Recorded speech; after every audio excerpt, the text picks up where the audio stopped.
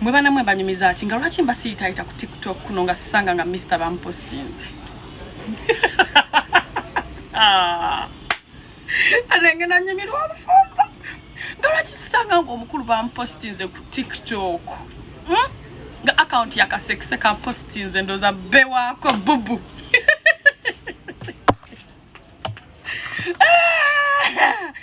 Okay.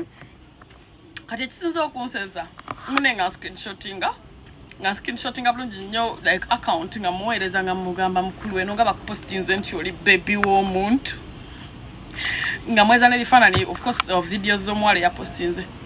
Omwana ngambye nze bana ebyenjogerako ye tabimanyi kubanga n'omuntu yampostinze naye tamumanyi tamutegera nansonga lwaki ali posted. Abasajja beekaza. Abasajja beekaza bannange. What's your experiences with omukwatira babba bamwe in such situations? Omwana nekalizaamu nangamba eyampostinze ye tamulabanga nakutanategeera ndowooza waliwo omuntu just agala otwawukanya.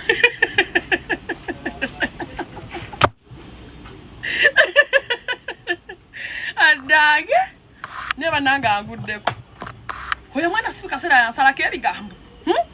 Buli wankola bwenti nti era abadde gakukwana buli wankola nti abadde gakwetega buli wankola maama nnyabo kankalambire ene na wiiki alla nezade abantu bakalu kwegamba oyo mwana yafuuse celebrity nti no asanga ya posting ebifaananyi bye nga kwegamba ye tabamanyi bamanyi mwana nekalizaamu nangamba ye tamanyi na yampostinze ate na yampostinze tamulabanga nako. He's even as equally as shocked as I am.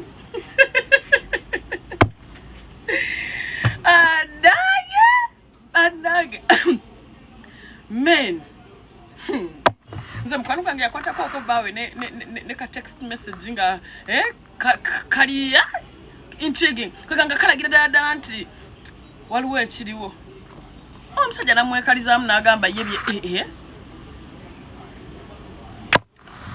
kanywe kyayi ngejje ze nve ku basajja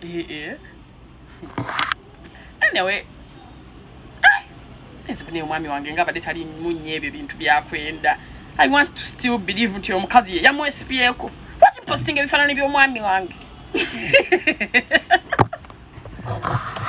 ambaveeko.